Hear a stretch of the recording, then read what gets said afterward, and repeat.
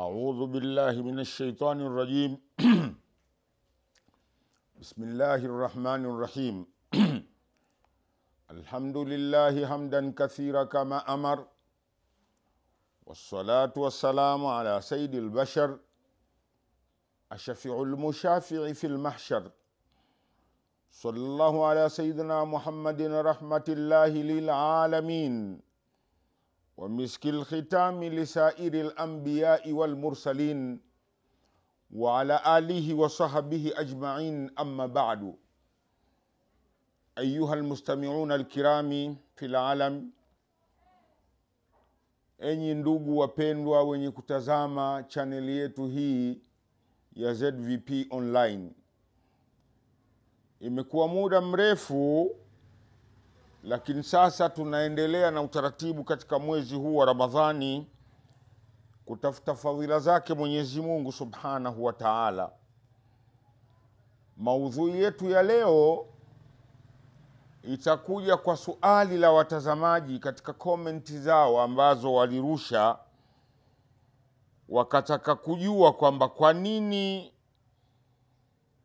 shekhe unasema unawasomea watu dua na usiwasomeshe wao wenyewe wakasoma dua wao wenyewe.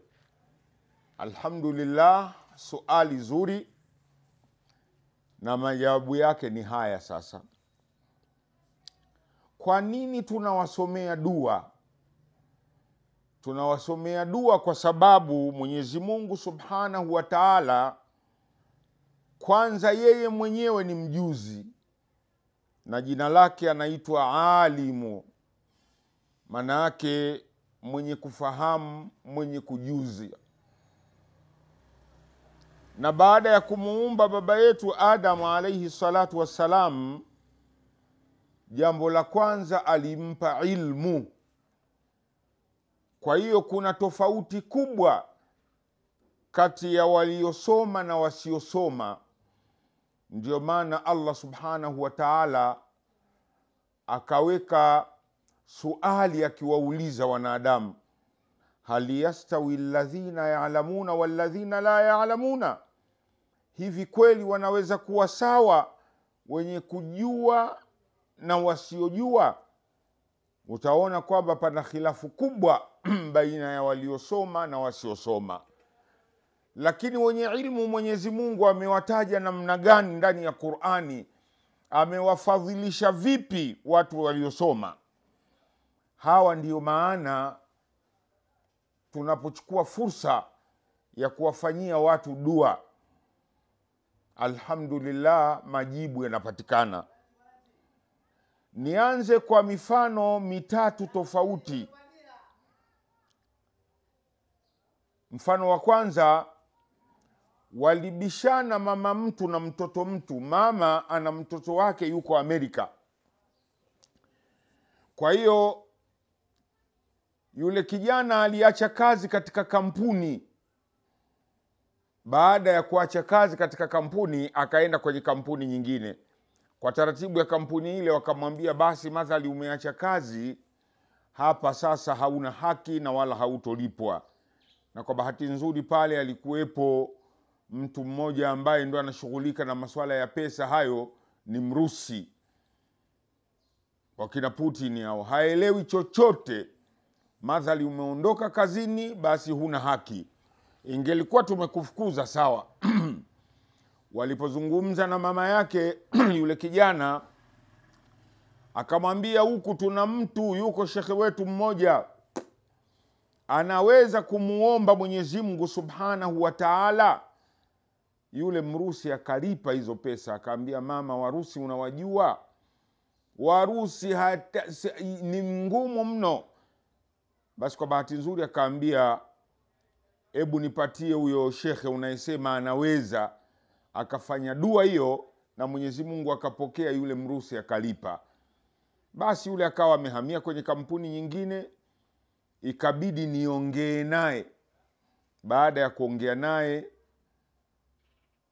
akakubali masharti ambayo nilimueleza ya dua anayohitaji, kwa sababu dua ziko aina tofauti tofauti. Dua si aina moja. Kuna mwingine anataka mke, mwingine anataka mtoto, mwingine anataka kazi, mwingine kafukuzwa kazi, mwingine ana kesi. Sasa dua ziko aina tofauti tofauti na mifumo tofauti. Tukakubaliana, yule kijana akalipa pesa. Baada ya kulipa pesa, tukatawakala ala Allah, tukamuomba Mwenyezi Mungu mwenye haki ya kuombwa. Faanzala Allahu aljawaba, Mwenyezi Mungu akateremsha jibu. Yule mbrusi jeuri hataki kusikia neno la mtu yoyote, na akitajiwa pesa anazidi kuwa mkali. Lakini pamoja na urusi wake na jeuri yake, amama rabbina, mbele ya Mola wetu, si chochote si lolote, kama kiji mdudu sisimizi tu. Alaysa Allahu biahkamil hakimina. Kwa hiyo hilo la kwanza. Lakini wa pili, ameishi nchi za Ulaya, kule Amerika. Masala haya yote ni watu wa Amerika. Ndo nataka kuzungumza kwa nini tunawasomea watu dua, ili watu waelewe. Amekaa zaidi ya miaka 20, anaomba kadi ya uraia wa Amerika, na kuipata ile kadi ni jambo gumu mno, na yeye tayari alikushafanya makosa. Kwa hiyo kupata ile ilikuwa ni vigumu. Akamtuma ndugu yake ajaribu kutafuta njia yoyote. Ndipo alipoona klipu yangu ile ya awali, kwamba nilioeleza dua hii ni kubwa na wa mashehe wachache wanaoifahamu. Alhamdulillah, wakaongea na nduguye, wakatuma pesa, tukamuomba Mwenyezi Mungu Subhanahu wa Ta'ala. Mpaka sasa hivi ninavyozungumza, yule ni raia wa Marekani. Lakini mtu wa tatu yuko Maskati, Omani. Yeye na familia yake walikuwa hawaelewani ndani, limeteremka kama bomu. Baba hataki kumuona mama, mama hataki kumuona mtoto, ili mradi wamesambaratika. Basi mama mmoja kati ya hawa kaomba nimuombee Mwenyezi Mungu Subhanahu wa Ta'ala, ili afanye wepesi juu ya maisha yao, na nyumbani mle muwe salama. Na haya ndiyo mambo yanayotusibu Waislamu, kwamba silaha tunazo lakini hatuzitumii. Tukatawakala ala Allah, Mwenyezi Mungu akakubali. Lakini si hivyo, ingelikuwa kama tunataka kuuza sura, tunao watu wengi ambao tayari tumekushawafanyia mambo kama hayo, wenye matatizo mbalimbali. Ubelgiji, Uingereza, Ufaransa, South Africa, Omani, pia tumepata Burundi, Rwanda, ili mradi katika dunia. Labda Urusi huko ndo hawajapatikana, lakini kapatikana mtu mwingine ana shida, yuko Chile, mbali kabisa Amerika ya Kusini huko, ambako ndo kunapatikana Argentina, Costa Rica, Bolivia, Uruguay, Paraguay. Lakini mtu yuko kule anataka dua kutoka Shariki Afrikia, Tabora, Tanzania. Sasa huyu yeye yuko nchi za Arabuni hapa katikati, Abu Dhabi na zile nyingine, Sharjah na Dubai.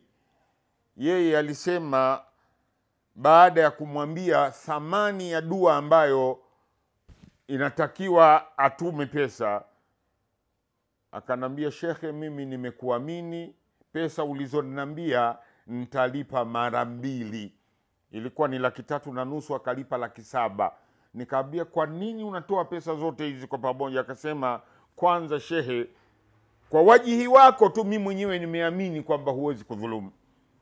Sasa hiyo tunafanya turudi, kwa nini hawa wanataka tuwaombee dua na sisi tunawaombea dua na wao wanatulipa malipo? Ni daraja alizoziweka Mwenyezi Mungu Subhanahu wa Ta'ala. Watu wote hatuwezi kuwa sawa mbele ya Mungu. mbele ya Mungu kuna watu wako karibu na Mungu, na Mungu kaeleza walio karibu yake yeye anawasikiliza zaidi kuliko walio mbali. Walio karibu na Mungu ni watu gani? Walio karibu na Mungu ni waliosoma, wanazuoni mfano wangu. Kwa kiasi Mwenyezi Mungu alichonijalia, sikusoma sana wala si mjinga sana, mutawasitu baina, niko kati kwa kati. Si msomi sana wala sio mjinga sana, lakini alhamdulillah nimesoma na ninaelewa taratibu. Kwa nini Mwenyezi Mungu ameambatanisha katika Qur'ani la watu wenye elimu?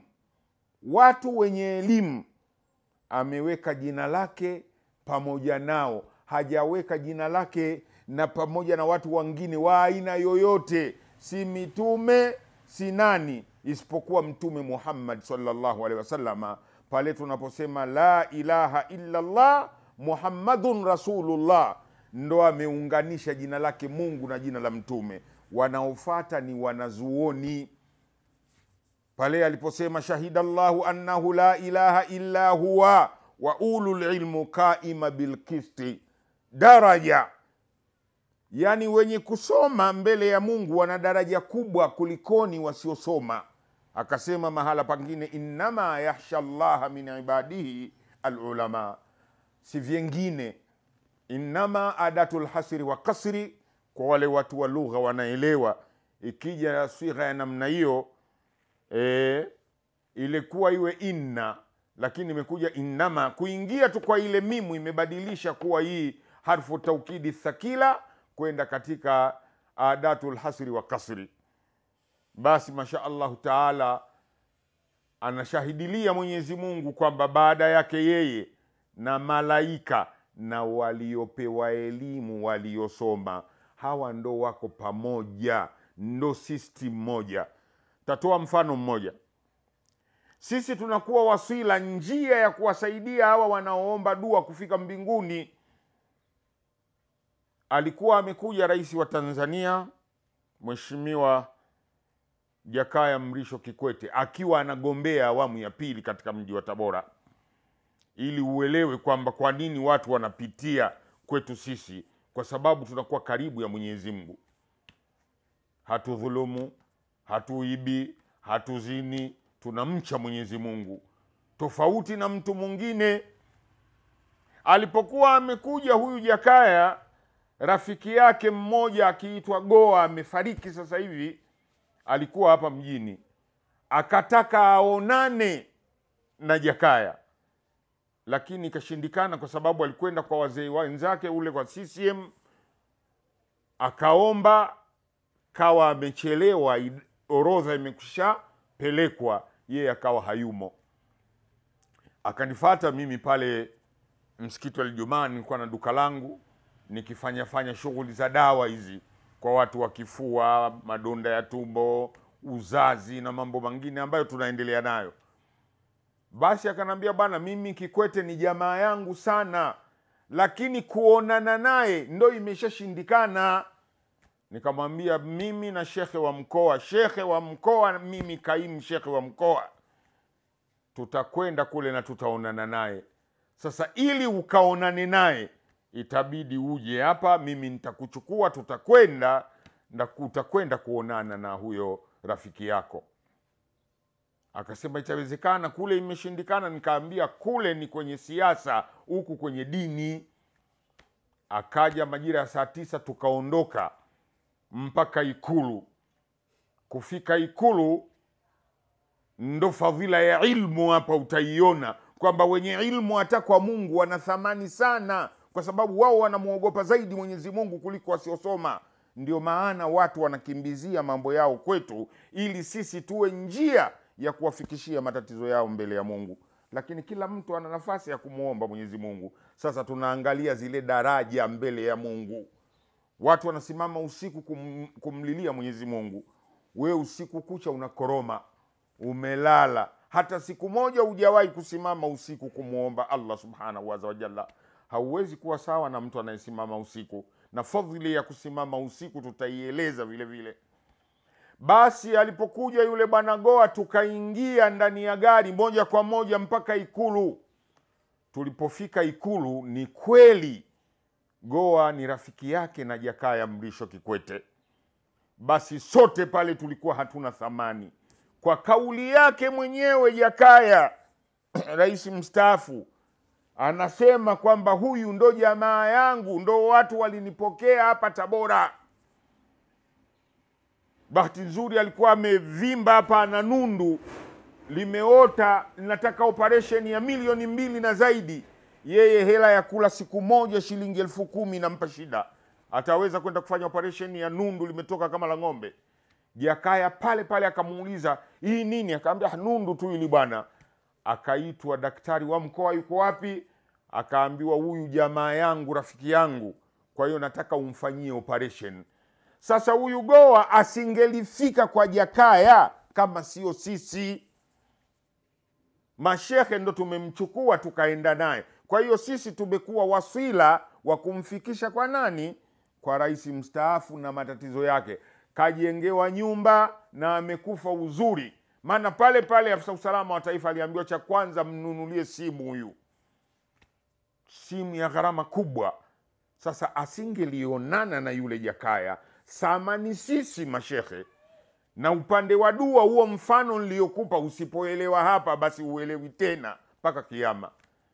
Sisi sio kwamba tuna namna nyingine. Sisi tuna mambo ambayo tunayafanya yanayomridhisha Mwenyezi Mungu Subhanahu wa Ta'ala, na ndio maana tunakuwa karibu ya Mungu. Sasa mtu akisema niombee dua, daraja yetu sisi kule inakuwa kubwa zaidi kulikoni ya wale watu wasiosoma. Hii ndo sababu kubwa inayopelekea watu wanafanikiwa. Ukiangalia katika komenti na watu wanaoangalia, alhamdulillahi rabbil alamina, ujumbe unafika na watu wanafanikiwa. Wengine wanaweza wasifanikiwe, lakini wasiofanikiwa wanakuwa wana matatizo.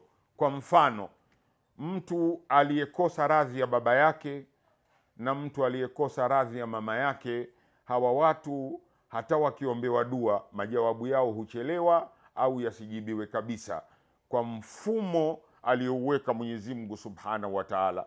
Lakini wengine hawaswali, wengine wanakula mchana wa Ramadhani, wengine ni wazinifu. Sasa hata akiomba hana nguvu na daraja ile ya kufikia kule. Alhamdulillah, tumegusa tu kipande kidogo kunako masuala ya ilmu, na kwa nini sisi tuwasomee dua na ikubaliwe. Sisi kupewa urithi wa Mtume Muhammad sallallahu alaihi wasallam ni jambo kubwa kabisa. Mtume harithiwi, lakini warathatul anbiya'i alulama. Sisi ni warithi wa Mtume sallallahu alaihi wasallam. Hata takrima, ukimkirimu mwanazuoni umemkirimu Mtume, ukimkirimu Mtume umemkirimu Allah subhanahu azza wa jalla. Kwa hiyo lisiwape mushkil wa aina yoyote. Dunia imekuja na mambo mengi, kila litakalotolewa lazima liwekewe vikwazo. Lakini kama una akili timamu, uko Uingereza, uko Marekani, uko Ufaransa, wenzako wanafanikisha kwa kutawakal kwetu sisi, kwa mawasiliano ya baina yetu sisi na wao. Wengine mmoja alikuwa amepangiwa kufukuzwa Amerika na kaishapewa siku 20 au ameondoka. Lakini tusizungumze sana hizo habari. Mashaallah taala, Mwenyezi Mungu akipenda mara nyingine tutaendelea. Wabillahi tawfiq, wassalamu alaikum wa rahmatullahi wa barakatuh.